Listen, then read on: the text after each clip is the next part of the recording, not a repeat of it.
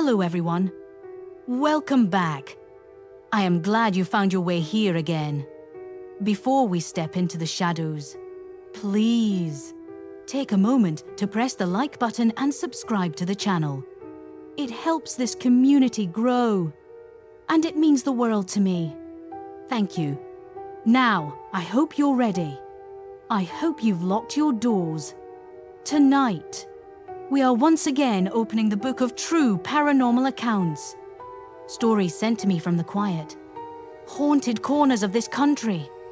If you have a story of your own, a memory that refuses to fade, you can always send it to the Gmail or the contact number on your screen. You don't have to carry it alone. Now, let's begin. It's been some time since we journeyed into the deep wilderness, into those sacred forests and treacherous black water bayous. These are the places that are intentionally left blank on maps. The territories where most people, with good sense, dare not tread. We live our lives under the sterile glow of city lights. But the deep woods hold secrets. They are ancient. They are breathing. And they are profoundly unsettling places that guard their mysteries with a jealous silence. The story of the forest spirit I am about to tell you isn't from some far-flung, exotic land. It takes place right here, in the American South, in a remote, wild corner of the Louisiana Bayou. I wonder, is anyone listening from that part of the world tonight? If so, let me know in the comments. I promise you, what you're about to hear is one of the most compelling and heartbreaking stories I've ever received from that region. The man who shared it with me said it has haunted him his entire life. Though it happened long ago, when he was only 10 years old, the memory has never left him. He admits that it was his own childhood recklessness, his thirst for adventure, that led him to make a terrible mistake. An error in judgment that has followed him, like a shadow, ever since. A regret, he says, that he will carry to his grave. This was around 1990. He was 10 years old. His family was poor, and their small home was a tiny island in a vast, green sea of dense cypress woods and murky, alligator-infested waterways. Back then, as is still the case in many parts of the bayou, people lived in stilt houses. It was tradition, but it was also a grim necessity.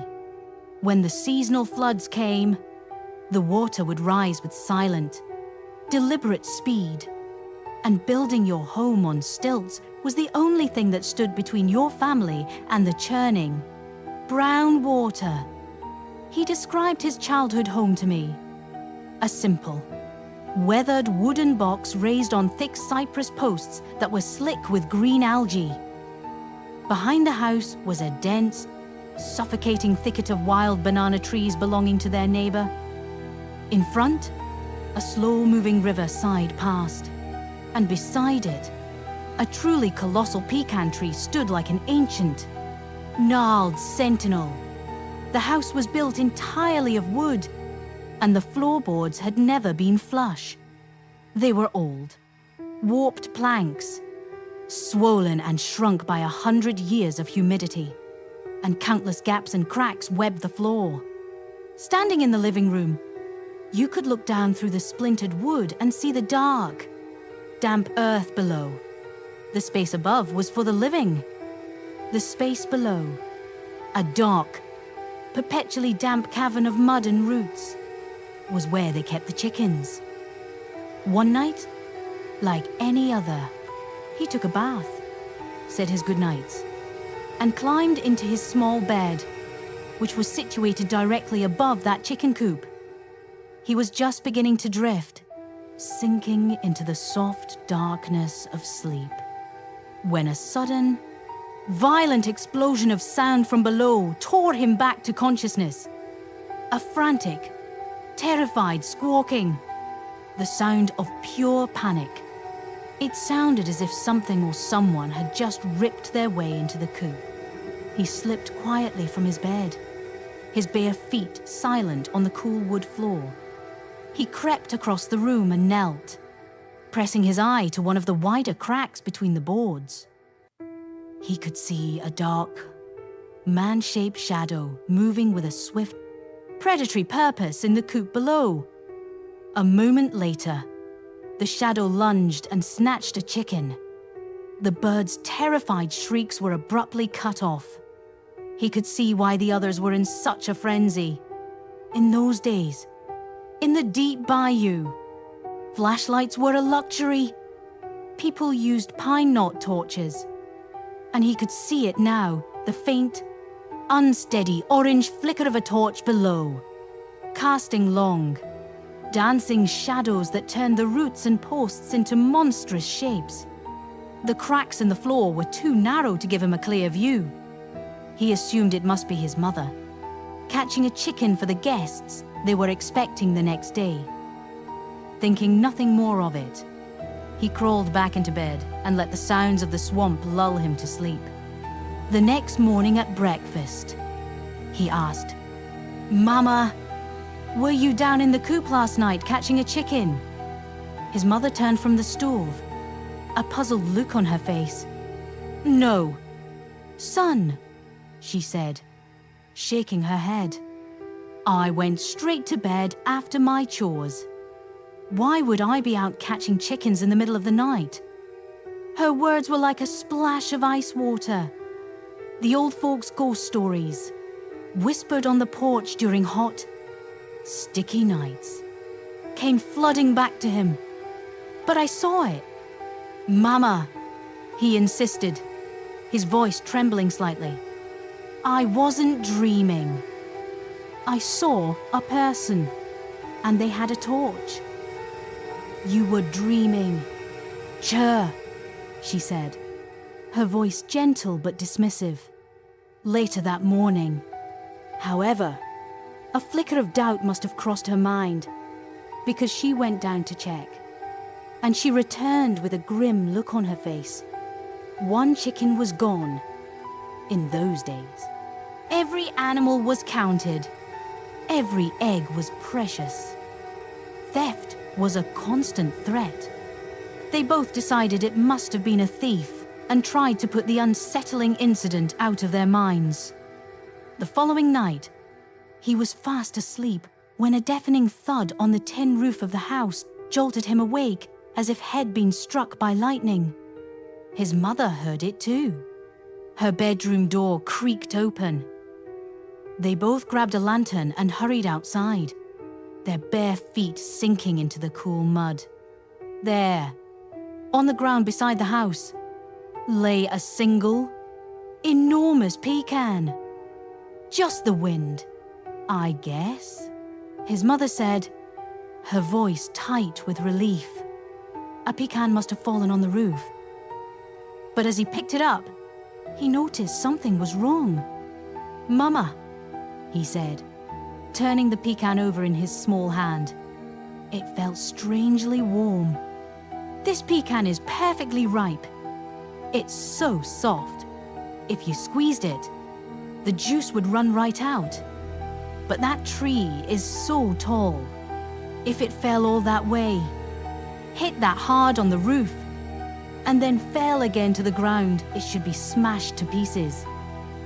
But this one looks like someone just plucked it from the branch and placed it here." He was a curious kid, always full of questions. But his mother was tired and spooked. "It's nothing. Son, go back to bed," she said, herding him back inside, away from the watchful darkness of the trees. The next afternoon, the sun was high and hot, and he and his friends decided to go swimming. Their favorite spot was a deep, cool bend in a stream that required them to cut through a section of old-growth forest bordering their properties. They reached the stream, their joyous shouts echoing through the cathedral-like silence of the woods, and plunged into the water. After an hour of splashing and playing, They noticed the sky was turning a bruised purple. They decided to head home before the inevitable downpour turned the forest paths into a slick, leech-infested mire. But as they were climbing out of the water, a voice spoke from the woods. It was as cold and dry as old leaves rustling across a gravestone. It whispered, a sound that seemed to come from everywhere at once. "You don't belong here." They all spun around, their hearts pounding.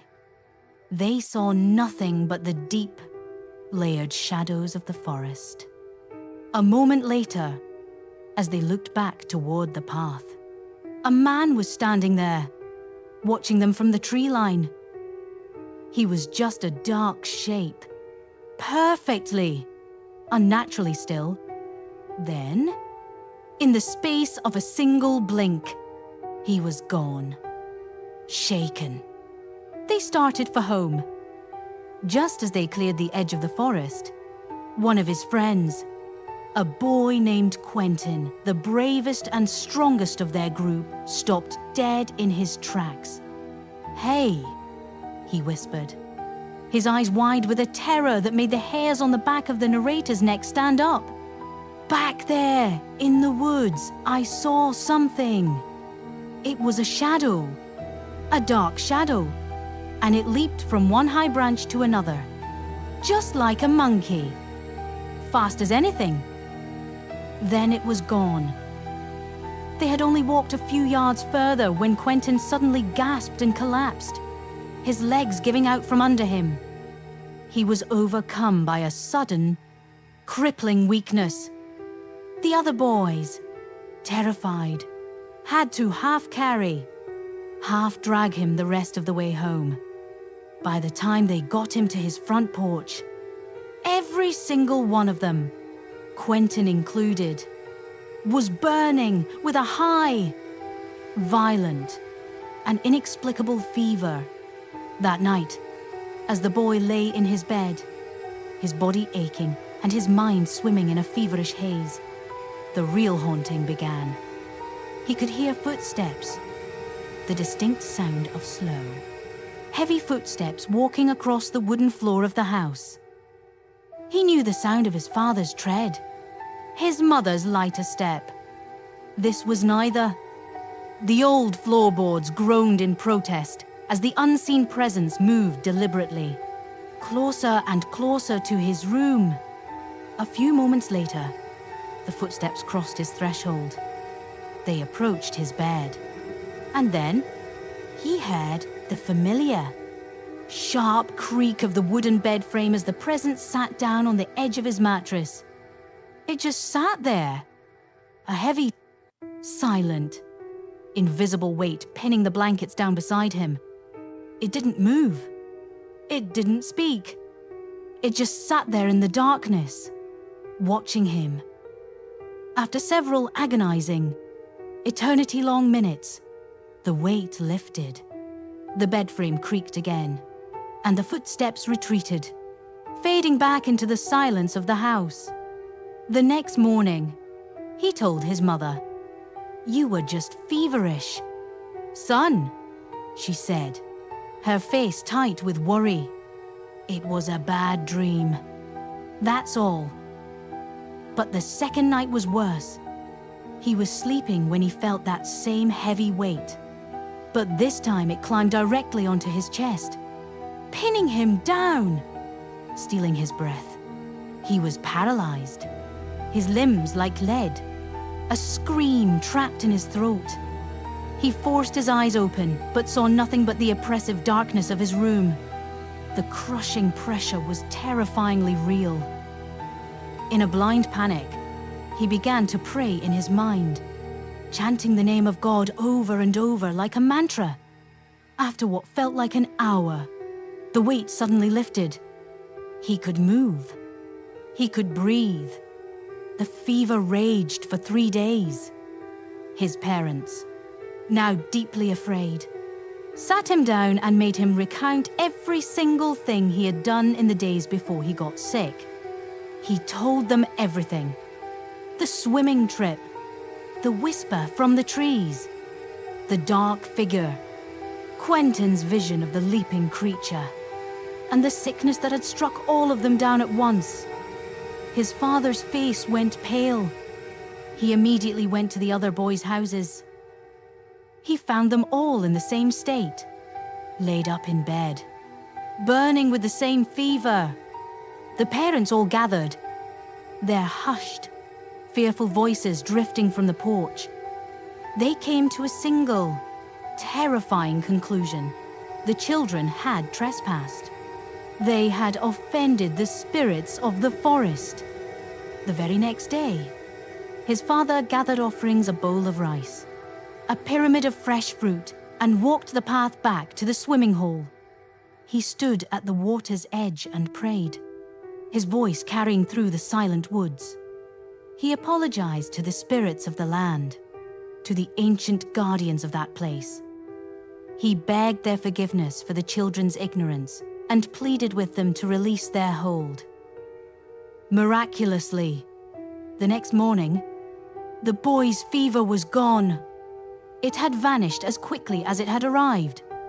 The parents forbade them from ever going back to that forest or that stream again. When the boys were all well enough to meet, they confirmed it. They had all been terribly, violently ill for those same 3 days. Life returned to a fragile normal. But they were boys of the Bayou, and the call of the water was in their blood. They didn't dare go back to the old stream, but they eventually found a new one, in a different part of the woods, further from their homes.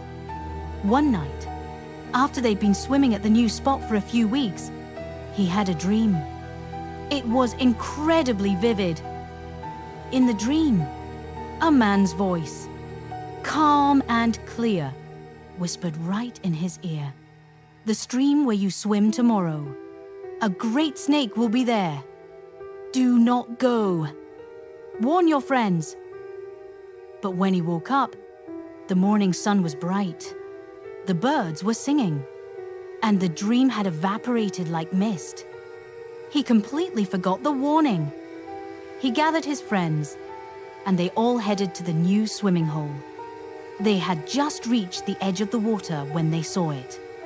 A massive snake, thicker than a grown man's arm, was swimming powerfully against the current. At first, they thought it was just a big water snake, non-venomous. They were country boys, raised to be fearless and reckless. Their first thought was to try and catch it. One of the boys, Michael, a close friend, jumped into the water to grab it from behind. But as he got closer, the snake's head flattened, its hood flaring wide in the water. Its mouth opened, revealing a stark, cotton-white interior. It wasn't a water snake. It was a gigantic, deadly cottonmouth. Before Michael could even react, the snake struck, its body coiling with lightning speed, sinking its fangs deep into his leg. Panic erupted. The boys screamed, dragging Michael from the water. They started carrying him, stumbling through the forest, trying to get him home. But the venom was too fast. The distance was too great. After a short, frantic journey, Michael could no longer feel his legs. They had to carry his dead weight the rest of the way. By the time they reached his house, a crowd had already gathered. News travels fast in small communities, but it was too late. That evening, surrounded by his weeping family, Michael died. His wake was held that same night, in the small, crowded living room of his family's home. Around 3 a.m., one of the men at the wake, a cousin who had been drinking heavily to numb the pain, suddenly cried out and fell to the floor, his body convulsing violently. When he sat up a moment later, his eyes were clear, and his voice was not his own. It was Michael's. The spirit of the dead boy, speaking through the man's body, said its final goodbyes to his mother and father. Then he turned his head, his gaze finding his friend, our storyteller, in the crowd. And he spoke to him. "You can't go to the streams anymore," the voice of Michael said, clear and sorrowful. Not without asking permission. The spirits of this place are old, and they must be respected. In that horrifying, sacred moment, the dream came rushing back. The whisper, the warning, the great snake. A wave of guilt so powerful it felt like a physical blow, nearly buckled his knees. He had been warned, and in his carelessness, he had forgotten. His friend was dead because he had forgotten. The older folks in the room, their faces etched with the wisdom of the swamp, nodded slowly. "He's right," one of the elders said, his voice a low rumble. "Anyone who goes deep into these woods, you have to make an offering. You have to show respect." For months after, he was haunted by visions of his dead friend, who would appear at the foot of his bed at night, weeping silently. After a month or so, the visitations finally stopped. But the guilt never did. He and his friends never swam in the forest streams again. He told me that his family eventually moved away from the bayou, but he has never, for a single day, forgotten the price of his childhood mistake and the friend he lost to the ancient, unforgiving spirits of the bayou. This next story is shorter, but it carries its own distinct chill. It's a cautionary tale about the dangers of spiritual attachment, what some cultures call a spiritual parasite, or even a spirit marriage. This account comes from a young woman named Sarah. She said she had always loved swimming in the river near her house. Every afternoon, it was her ritual, her moment of peace. But one day, that peace was shattered. She began to feel a constant, crushing fatigue, a leaden weight that settled deep in her bones. She was always short of breath, and food became tasteless ash in her mouth. Doctors ran every test they could think of, but found nothing wrong. At night, things grew worse. She would hear a man's voice whispering her name from the darkest corners of her room. And then, the dreams began. Night after night, she would dream she was being intimate with a man whose face was always hidden in shadow. The dreams were terrifyingly vivid. The sensations felt completely real. She would wake up feeling exhausted, violated. At the same time, a strange new ability surfaced. She began to have prophetic dreams, seeing small events with perfect clarity the night before they happened. Her health continued to spiral downwards. She was always tired, except for one strange exception, at the doctor's office. The moment she stepped into a clinic, her symptoms would completely vanish. But the second she returned home, the suffocating exhaustion would descend again. A ravenous, insatiable hunger also took hold of her at night. She would wake at midnight, starving, devour a huge meal, and be hungry again 10 minutes later. Her family, watching her waste away, began to suspect her illness was not of this world. Her uncle knew of a powerful spiritualist in the area, a man said to be a channel for a guardian spirit. In desperation, they took her to him. When they arrived, the spiritualist, an old man with eyes that seemed to see right through her, said nothing. He simply sat in silence for nearly 20 minutes, studying her. Finally, he spoke, his voice raspy. "Tell me what is happening." After she explained, he took her hand and checked her pulse. His eyes closed. After 5 long minutes, He looked up. You went swimming in the river. A spirit has attached itself to you. Then he asked a question that made her blood run cold. Has he been intimate with you? Shaking, she admitted that he had. In her dreams. The spiritualist took a piece of paper and wrote on it, in a strange, flowing script. He folded it into a small glass. Tight packet. Take this, he said, for the next 3 nights. Burn it and mix the ashes in a glass of water to drink. Keep it with you at all times. Come back in 3 days. She followed his instructions, and almost immediately, she began to feel stronger. The dream stopped. She could eat. She could sleep. When she returned, the spiritualist gave her a new set of instructions. She was to gather 9 different types of protective herbs and boil them for a ritual bath each night for 3 more nights. On her final visit, he had her sit before his altar. He lit a bundle of incense that filled the small room with a thick, aromatic smoke. Then, he took a silver crucifix, heated it slightly in a candle flame, and pressed it firmly against her back and legs, as if cauterizing invisible wounds. She cried out from the stinging pain. Then he poured a cool, clear, blessed liquid over her body. As a final measure, he gave her a protective amulet to wear. From that day forward, she was completely cured. The fatigue, the dreams, the hunger, all of it was gone. She never felt the presence of that spirit again.